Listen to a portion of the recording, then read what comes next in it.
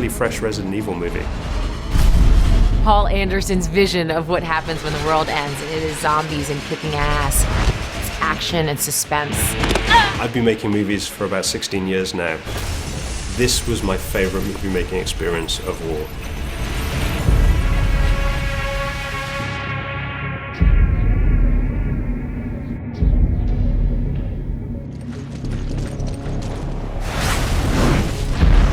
Years ago, I kind of disappeared off the map for a month and played this video game, which was Resident Evil.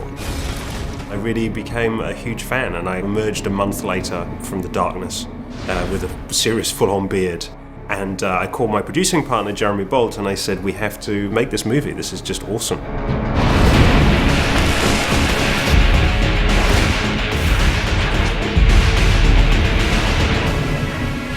Creatively, we've evolved the material in a very interesting way, and Paul came up with a great take. Paul Anderson is very much in tune with both the game franchise of Resident Evil and the movie franchise of Resident Evil. He was the writer and director of the first one. He's been highly involved in all of them, so it's kind of like coming home for him to direct the fourth one. We kept the same cast, and we kept the same kind of storyline. But I wanted to make a conceptual jump in the way that, for example, the Terminator franchise had made between T1 and T2. A broader canvas, a more epic scope. The role of Alice has evolved quite a bit. For the first time, she feels like she belongs in this world again. Alice is the ultimate female heroine. She's just out there kicking ass, taking names. To me, she's a kind of female Clint Eastwood meets Steve McQueen. There's a coolness to her that really makes the franchise work. Alice stops at nothing. In the end, are her means going to change her? Over the series of the first 3 movies, the Alice character developed superhuman powers. But I felt if we were to make another movie, Alice really had to lose her powers, because it was hard to imagine her being confronted by a few zombies and it being scary anymore. She would just make them explode. Thank you. For killing me. For making me human again. After Mila loses her powers in the movie, we follow that scene almost immediately with a couple of really scary scenes take place in an airplane graveyard. And people are scared at that point, and they're scared because they're scared for Mila, because they know she's vulnerable again. Mila Jovovich is, with Sigourney Weaver, the only 2 gals who have 4 action-type, futuristic kind of movies.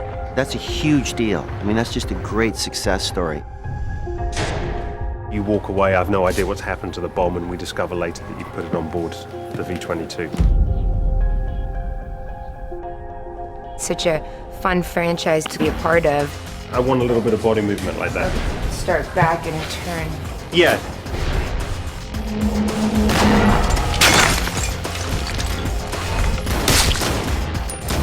I was in the 3rd Resident Evil with Mila, and I was thrilled when I found out that Paul had written such a great role for me in Resident Evil 4. You dodge around behind him. Okay. And he comes around again. Rah! Decapitating this one. Okay, very exciting. Who wouldn't want to work with Ali Larter and Mila Jovovich every single day? I mean, it's one of the good things about my job. All the cast members, all the crew are so excited to be doing this movie because we're all fans of the movie. Paul is a wonderful director. I mean, I told him yesterday I thought that his energy on set really made a difference. The people at the top of the call sheet set the tone. And with Paul, it's a great working environment. It's a collaboration at the end of the day, and I think if you go into something like this too narrow-minded with what you want to do, then I think you close yourself off to a wealth of expression. And give me a beat of ah, and then fall back.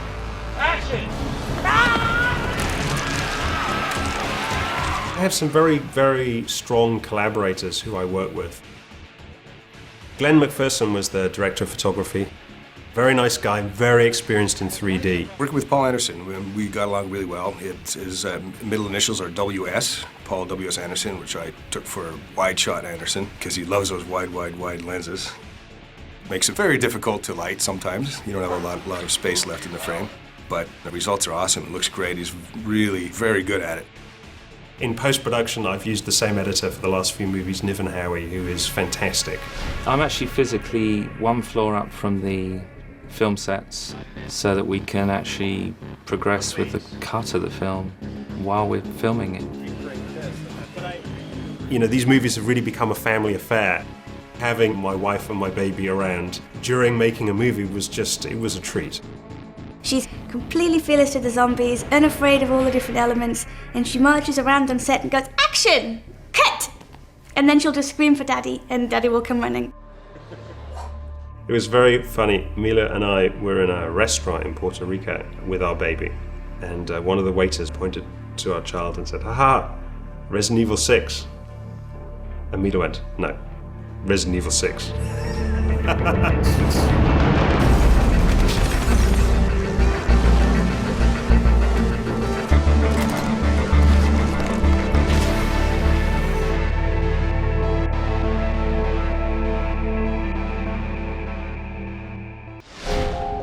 Years ago, a virus escaped and everybody died.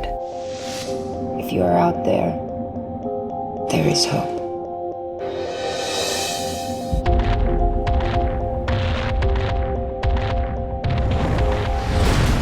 These hordes of undead that aren't really there. Mila makes you believe them. And for that reason, I think she is the heart and soul of Resident Evil. Not only do you get the chills and the spills and the thrills, you also get characters that you can live vicariously through. We're so lucky to have the cast that we got for this movie. Gotta get out of this place. Arcadia will send help. No one's coming to get us, okay? No one.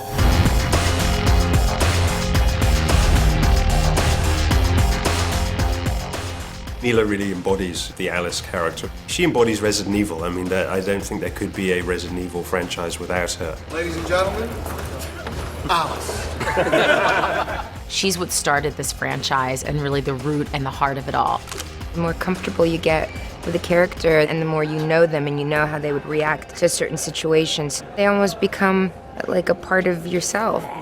Mila does kick ass in the movie, and you know, the physical and the mental strength that takes, it's admirable. She's kind of like one of the guys, and to find all of that in the same package, along with the beauty and the intelligence and the acting chops. She's as badass as they come. And then in between takes, I mean, she's the sweetest person you could ever imagine. We're just so lucky. The actors involved are so cool, and Allie especially, because we're really a team. Awesome, that's my best acting of the day. It's incredible that Resident Evil put in these two fierce female characters. Both of them will survive under any situation. Where you look at Alice, she is more of the mythical figure, where Claire is the human component. Claire really had become a reluctant leader in the last movie. That's something that's a natural instinct in her. It's something that she needs to do. Claire Redfield, a real fan favorite from number 3. And we've introduced another character who was not seen previously but is in the games, which is Chris Redfield, played by Wentworth Miller from Prison Break. When I first got the script, I called up my agent and I said, it has to be some kind of practical joke. And you meet my character in prison, and the first thing out of his mouth is, "I know a way out of here. I know a way out of this place." I thought his work on Prison Break was fantastic, and I was really excited to meet him. So we worked together a couple times before we started shooting the movie, and it's amazing because we're similar in a lot of ways, and we both related to each other on a lot of levels. I'd never seen one of the movies, and I'd never played the video game, so I had no understanding of who Chris Redfield was or how he fit into this particular universe. And only after I started doing research did I get that he was such a critical part of the video games. He's sort of mysterious when you meet with him. You don't know if he's necessarily good or if he's perhaps bad. So he adds a kind of mystery to the film, which I think is important. It's been years since Chris and Claire laid eyes on each other, so there's this tremendous moment of shock and recognition. Claire? What? But at the same time, it's also Resident Evil. It becomes about these characters being in conflict. I have the strangest feeling. I know you. Luther is a natural leader. He's an ex-pro athlete who played basketball, so he assumes his leadership position out of necessity. Boris Kojo, you know, we're both parents, which is an amazing thing to be able to connect with another parent on a Resident Evil film, because it's the first time I've done one as a mother.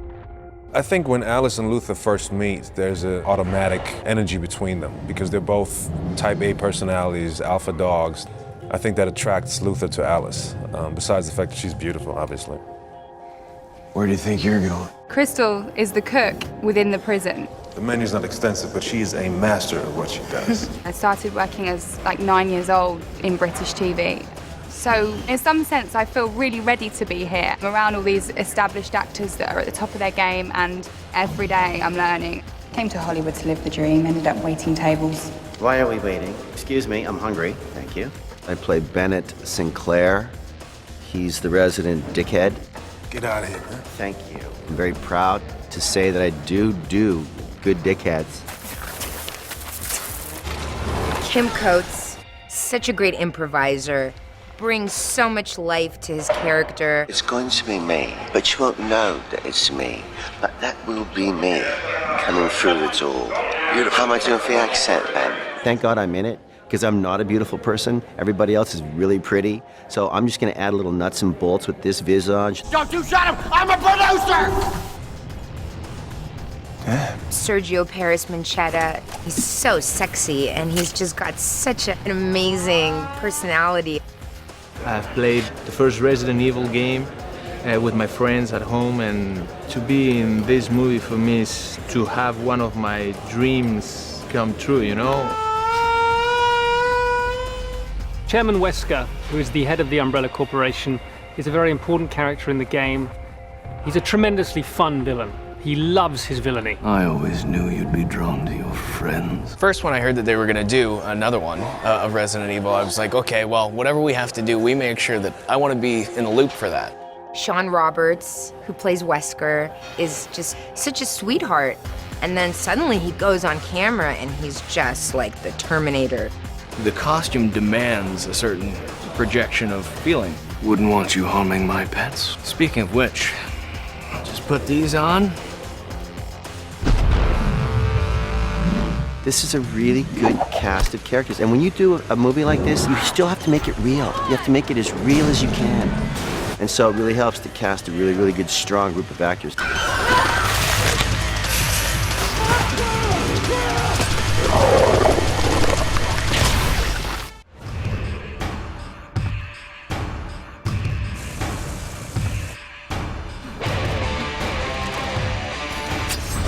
I think Resident Evil is an immersive experience. The idea is to kind of immerse you in this scary, terrifying world. I remember when I was a kid and I went to see movies, the sound, for example, would just come from the front of the theatre. And then slowly sound technology developed, the sound kind of wrapped around you and the sound became more immersive. And I feel like 3D, you're finally going to be immersed in a visual sense as well.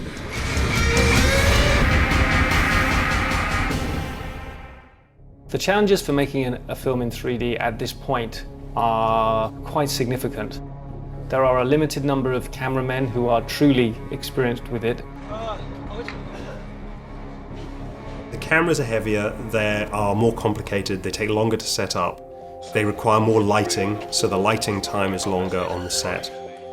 Shooting 3D takes a little bit more time. There's a bit of a different thought process that goes into every shot, just in terms of foreground placement, background placement, midground placement, how you block the actors. One of the challenges is how slowly we have to shoot sometimes. Occasionally, we'll only get about a page a day, so you have to always be ready to turn it on whenever they need you. It really kind of made you think very, very hard about, do you need this shot? That gave you more time to compose the 3D images that you really did want in the movie. We went to the company that did Avatar, a company called Pace, run by a man called Vincent Pace.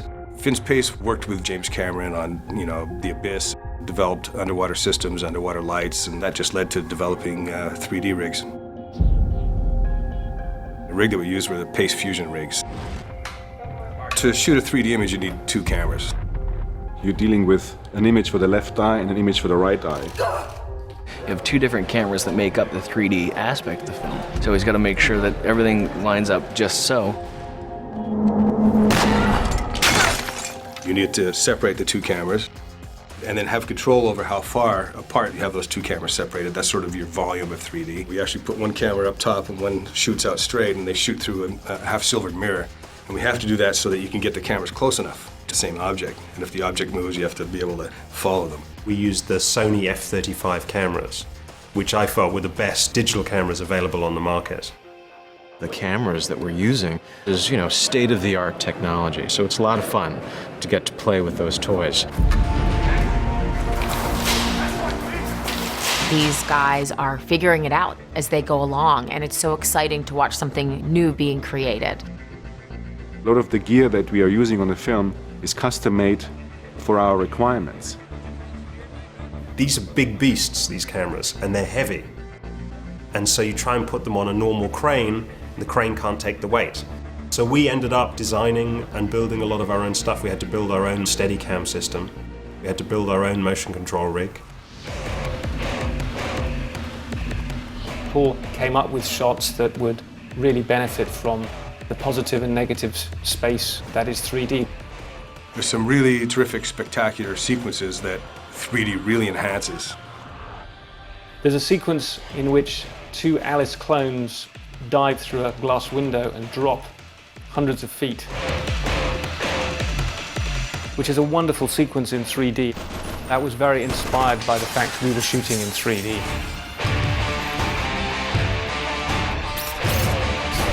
It's not gimmicky, but it's definitely big 3D, and it just makes it a lot of fun to watch. Where 3D works very well is where you can show depth. One of the things that shows depth is particulate matter in the air, whether that's rain or smoke or underwater where you have things floating underwater. So I designed a series of scenes that would really take advantage of that. The opening scene is all in the rain.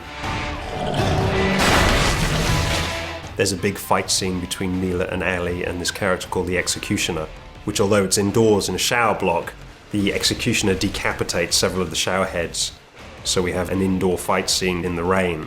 We shot that sequence predominantly with this Phantom HD camera, which is a slow motion camera. We shot, on average, 200 frames a second. And you can watch a drop come out of the shower and hit the ground. That's really amazing to see in 3D because there's water everywhere in the foreground, the background, between the actors, falling on the actors. It doesn't have to be a big environment to work really well in 3D. We have a scene where Mila and Ali are crawling through these very tight tunnels, and you really feel like you're in those tunnels with them. The sets have been designed, the stunts have been designed, the weapons have been designed. Everything's been designed to enhance the 3D experience. I was very excited when I heard that we were going to be working in 3D. One of the things that always has been fun about 3D is that whole poking your eye thing. It's great when you have objects, that come right towards the lens. It's not always possible, You want it to come out of the screen, you've got to throw it right into the matte box and destroy the camera and the lens and the mirror and everything. So typically those elements will become CG elements. This movie's been a lot of fun because we've been able to explore another dimension in terms of how our effects are presented, which is the spatial dimension that the audience relates to in the theater. You're always going, wow, that visual is amazing. Oh my God, I can't believe that came right at me and landed in my lap. We're having fun with the spatial dimensionality of the movie, but not getting in the way of the story. I've always, as a production designer, worked on sets that have a level of depth to them, and 3D is a very good medium for that. So we composed sets that had great depth to really accentuate the stereoscopic effect. Then how you move the camera changes as well. You tend not to move the camera too fast because your mind as a viewer has more to take in. So if you move the camera very erratically and you cut really fast, people's brains aren't wired to take in the information that quickly. It's too much if you've got lots of things close to camera. So the images keep the momentum going because of the 3D element. We were the first movie to actually cut in 3D. All movies up until this point have cut in 2 dimensions and then projected it 3D and then seen how it works and then kind of had to change it because cutting patterns work differently in 3D than in 2D. We were very inventive and that kind of made it a lot of fun, really.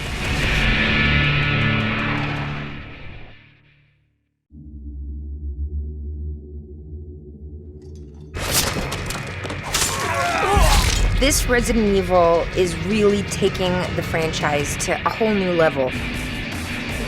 Part of the fun in this movie is the physicality that comes along with it. It was exciting to me because I got to train physically and mentally. I get to kick some zombie ass for the first time. The stunts have just gone off the rails. It's gonna be sick.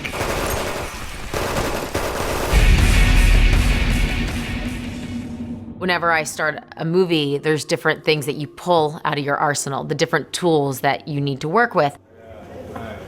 With Resident Evil, a lot of it is the physicality.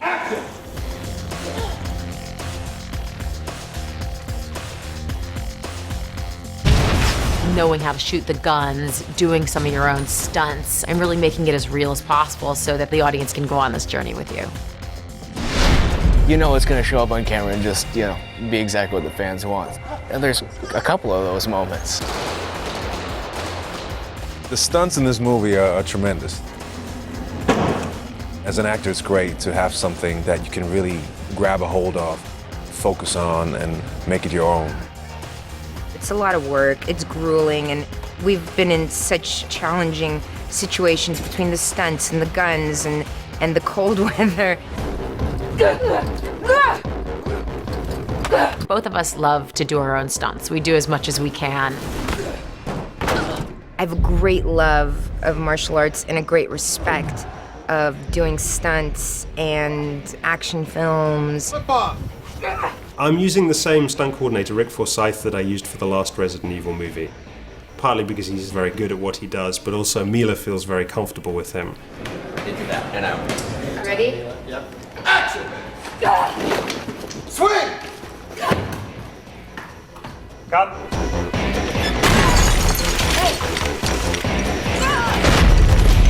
Rick, it was great to kind of bring his team back and work with a familiar set of faces to kind of bring the stunts to life.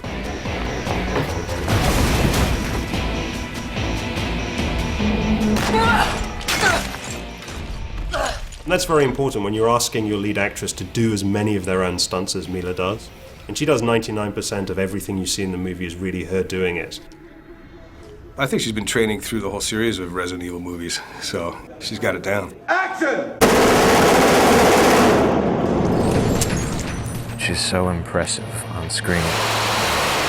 The way she holds herself, the swords, the knives. Is that any way to treat a lady? Mila did a lot of fight training with swords. She studied with a Japanese sword master because I wanted the sword fighting to be as authentic as possible. I wanted to give, Mila some fresh weaponry for the movie. So I wanted to go with these Western iconic weapons, 2 revolvers that she has, but also these sawn-off shotguns. And I thought, rather than use traditional pellets, I came up with something slightly different, which is throughout the movie she collects quarters. So she loads up her shotgun with quarters.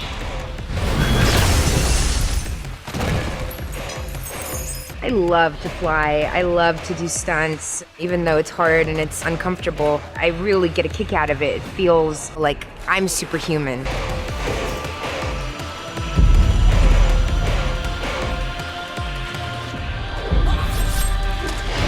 It gets me up there doing these amazing things. I just love it. 5, here we go. 3, 2, 1.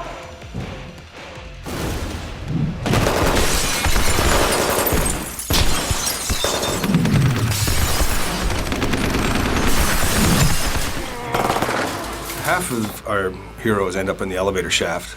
Oh shit. While Mila leads the zombies over the rooftop. There's an element of danger and risk. You do the stunt wrong and you're in a wire rig, you can get really hurt. 2 to 1, please. Going out. Here we go. You had her, hung from a crane. 3, she did the fall, just dropping past us on wires and harness. She hits the end of the wire and the zombies continue to their death. You can believe a lot of the crazy stunts that happen in the movie are achievable because she actually does participate. She's good at it. She knows how to do it and just keeps doing it and keeps getting better at it.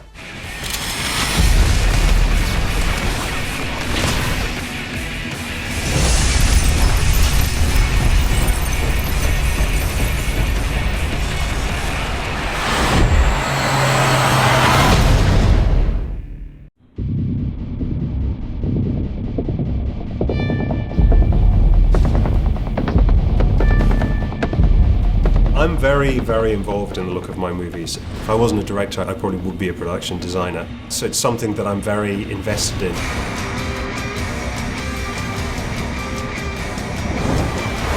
The imagined future in this film really does start with Paul's written word. We really rely on his vision to kind of direct us in what we're creating in terms of design. Because Paul is such a visual director, he thought the audience don't just want to see bleak post-apocalyptic environments. I read the script and I remember thinking it was huge. I mean, just in terms of scale. There's 3 distinct visual changes. There's Alaska, which is very crisp and clean and clear. Then there's Los Angeles, which is covered in ash and very dark and colorless. And there's Wesker's Laboratories, which is all antiseptic white and crisp again. The landscape for Resident Evil 4 was basically decided early on as we started sketching what these places would look like. We have the Umbrella Corp underground and the survivors and the zombie living above ground at another end of it. So we're trying to contrast them basically. And that contrast was giving Umbrella Corp everything that was really polished and nicely designed. And giving the post-apocalyptic world this gray, brownish hue, this cloud that is constantly over them. We're huge fans of snow environments. We loved the movie The Thing, so Paul had this idea of Alaska, which again was also embedded in the last movie. We shot in Tokyo. We sent a small unit over there to get some background plates. We shot on Hollywood Boulevard. We shot in Long Beach. We shot around where the Hollywood sign is. When I was writing the screenplay, there were all these big forest fires raging on the outskirts of LA. Even with all of our modern technology, it still takes weeks and weeks to get these forest fires under control. And it started me thinking, what would happen in the world of Resident Evil, where there are no human beings left to fight these natural occurrences? And obviously the answer is, these fires are going to sweep down off the hillsides and they're going to go straight through LA. We talked a lot about the look, and I would tear out photographs from magazines just to establish what Los Angeles might look like if it was burnt out and covered in a fog of ash. That's the Hollywood that we portray in this movie. It's kind of a burning city, which I thought was very fresh imagery for Resident Evil. It's actually a cold, sort of colorless look. For 80% of the movie, we were actually based in Toronto. They had very good stage space. And also they had some amazing locations. He's very influenced by geography and architecture. So we were obviously going to go to Tokyo. That was embedded in the end of the last film. We recreated a very famous intersection, Shibuya, Tokyo, in a parking lot with green screen all around us.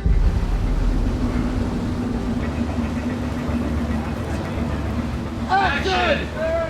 It's a very sort of greeny blue, high-tech feel to it. Action, run away! Run away!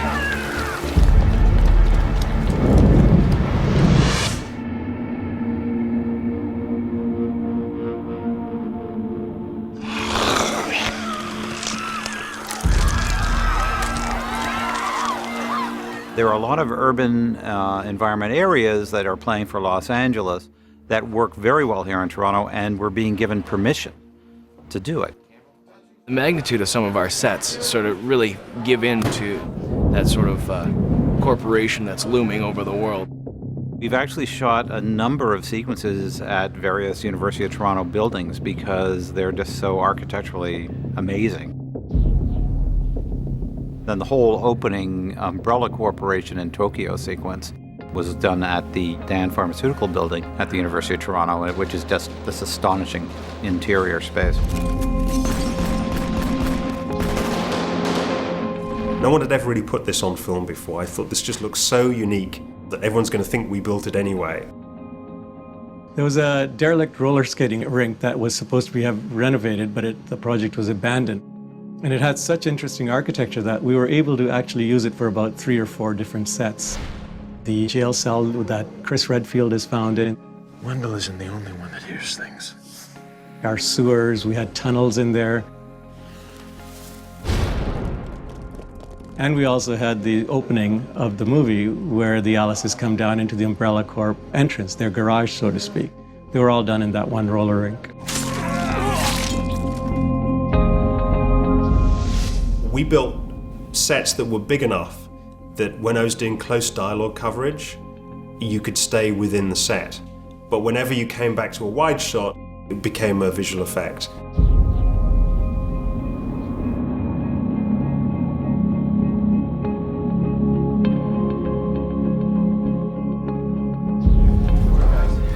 Walk to the end, that tiny little red mark is your mark. Walk in, the doors will open, stop, look around. To your left here in this green bay here is a V22. Right. And then the green bay beyond there's another one, and then another 3 beyond that. So there's 5 in total, which is pretty impressive.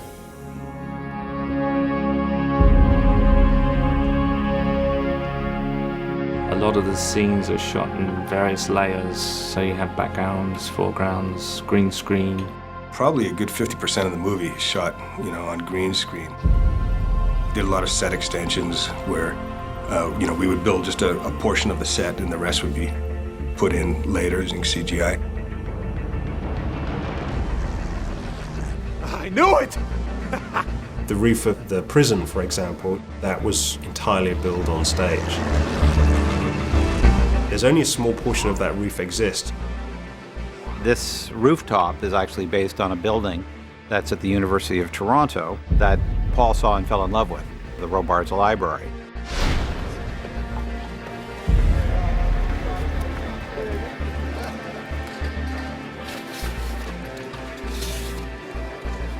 We'd be shooting the stage and we hung green curtains basically, knowing that we would be putting post-apocalyptic Los Angeles into the backgrounds.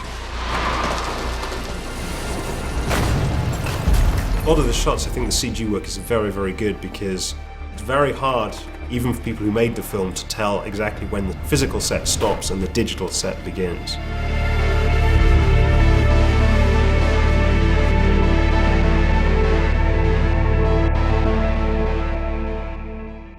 I think it's one of the strengths of the game franchise is that the undead have evolved. So even though you're in a bigger space, your enemy has become even faster. The undeads are out there and they are coming and they are faster than before, they are stronger than before. Undeads with heads that open up and mandibles that come out. Dogs with heads that flower open.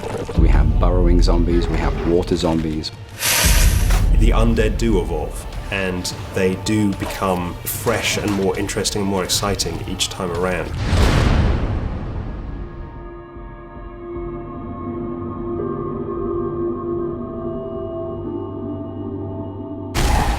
We're here in the makeup trailer today, the prosthetics makeup trailer. There's several trailers. There's trailer for hair, trailer for makeup, and trailer for prosthetics. When we're doing prosthetic makeup on an actor to change their appearance either into an undead or to a mutated version of themselves, for some of the key characters, we would take an impression of their face called a life cast. On top of that life cast, we would sculpt the makeup, blending the edges of the makeup into the surface of their face. Make a mold of that, and then reproduce our clay sculpture in a foam or a gelatin or a silicone. And that material, having the edge of it be like lace, essentially, when you glue it onto someone's face using prosthetic colors, and cosmetically it blends into their skin. So we're able to take that process, but apply it to our new breeds of zombie. They were in wardrobe, getting their undead wardrobe on and undead makeup and being powdered down. Another day in the office. To be surrounded by zombies on set is a fantastically unique experience. First of all, it makes you feel very beautiful and very alive. You would see them at lunchtime and they can't remove the prosthetics, but they'd like lift their lip up and would have a straw in their mouth. It was the most disgusting thing to see, yet slightly cool. Who are the real inheritors of the earth? Is it the last remnants of humanity, or is it people who want to kind of eat the last remnants of humanity?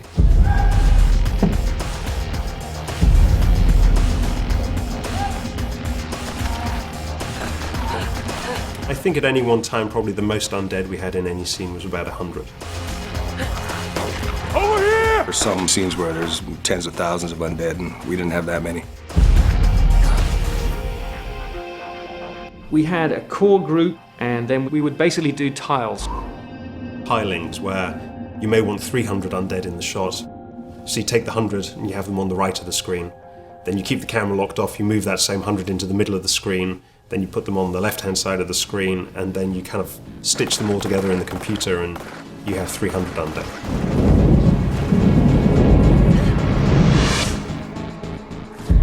And then on some of the high aerial shots, those undead are all CG undeads. Those are created by Dennis Berardi in incredible detail. Our goal always is to have our effects seamlessly integrate into the visual style of the show, whereby you don't know what is real and what is practical, what is physical and what is digital. The undead models, you know, you can look at them, they have pores in their skin, they have individual hairs in their follicles. So it's hard to tell in a wide shot the difference between a digital undead and a real extra. In the past, people have been brought back to life by the virus, who are technically zombies, and now we have characters that have been mutated by the virus.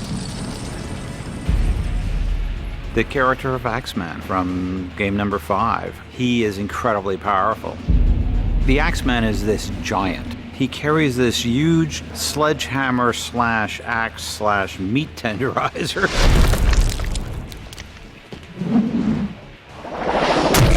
The Axeman is, apparently he's like 9 feet tall. I don't know where they found that guy. But he's huge. He makes me, look like a midget. He's very intimidating, and that's what he's supposed to be. We cast for like 8 feet tall guys, and Rick Forsyth, our stunt coordinator, would do the casting because we have to try and find people who are phenomenally huge. This guy apparently came to meet Rick at his house and was so tall he couldn't get through the door. He had to bend down, and then bend down while he was still in Rick's house. It was huge. Action! We had an awesome actor named Raymond who's 6'7", and we gave him lift, so he's close to 7 foot tall in the movie. He has a very pliable and horrendous looking bodysuit to show his body scarred up.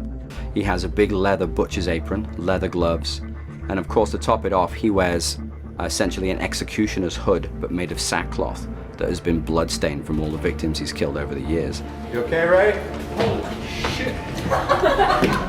He's so incredibly strong that even some of the strongest gates cannot withstand his constant pounding.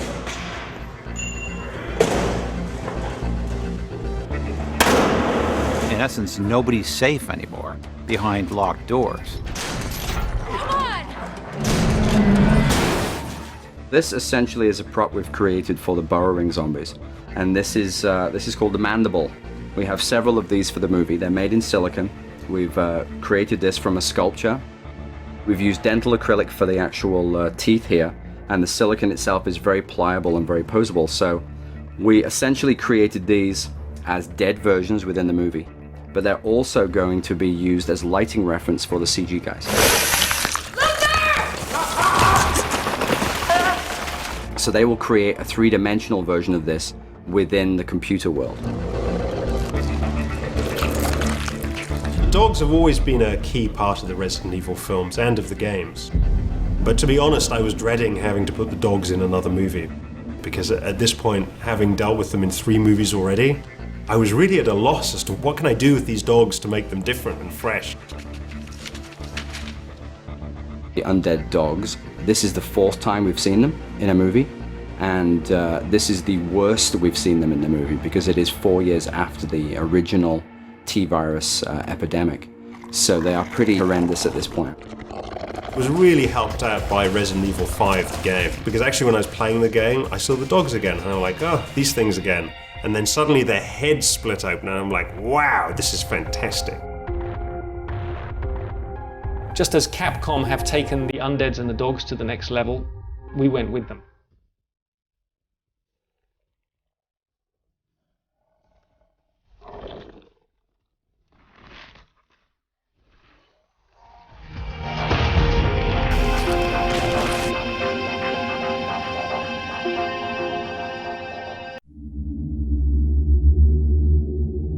I've always felt that the movies should be infused with the visual language of the video games. What the game looks like, what it moves like, what it feels like. I've tried to recreate that as much as possible.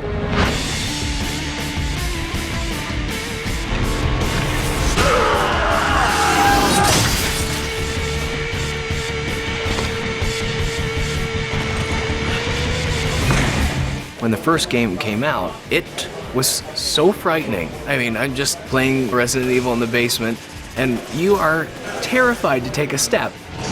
The video game is absolutely humongously huge, and so I'm really hoping that we do justice to the boys and girls who play this video game around the world. The gamers are really, really important, and they've always been a consideration for Paul. He's always been very interested in what the gamers have to say and how they think. I have a very close relationship with Capcom, which are the creators of the video game. Capcom for me is a very good way to stay in touch with what gamers want and what they think of the video games. Because obviously Capcom do a huge amount of research into what people think of their games. We always try to learn from what the video game designers do in terms of the creatures, in terms of set pieces that they create. One of the best things about this Resident Evil is how closely aligned it is with the Resident Evil games. We recreate the kind of mise-en-scène and the look and the feel of the sets. That kind of classic overhead shot is a staple of the games. Hey, we're down here! If you're a fan of the games, you're gonna see all these things that correlate to it. Claire Redfield, here I am back in the original video game outfit. With the success of the last video game, we said, wouldn't it be great to include Chris Redfield into the world of our movie? Name's Chris. We wanted to bring Chris Redfield into this film. He was very strong in Resident Evil 5, the game, which has been a very successful game. He's a very strong male character.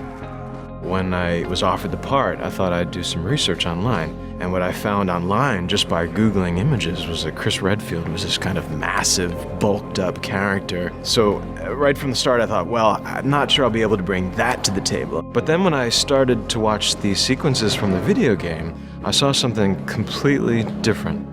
There was something kind of innocent about him. Definitely heroic, definitely capable of holding his own.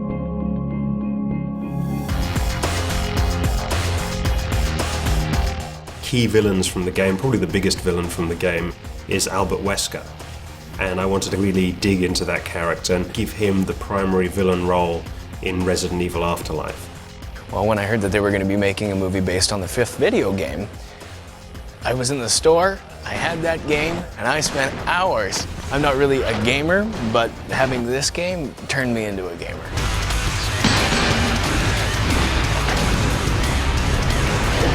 We'd recreate one of the key fight scenes in Resident Evil 5, which involves Wesker and Chris Redfield. And we did that almost shot for shot from the game. There are some insane camera moves and some great fight moves. We did that for two reasons. One was I thought if you're a fan, you would really appreciate seeing that brought to life on the cinema screen. And the other is, even if you don't know Resident Evil, it just looks so damn cool. It's all about being precision, precise.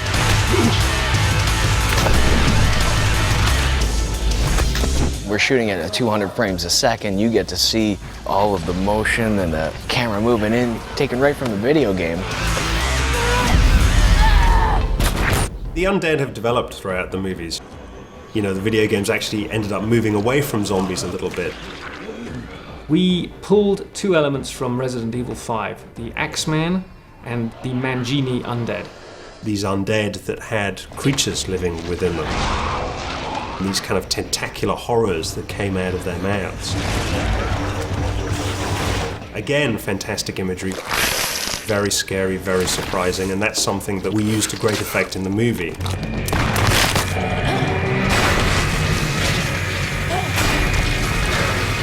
I get to fight the Axeman, which I have heard is some of people's favorite character in the video games.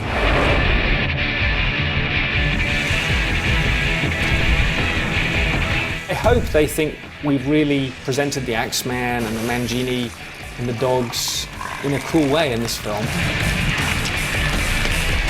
We do our best.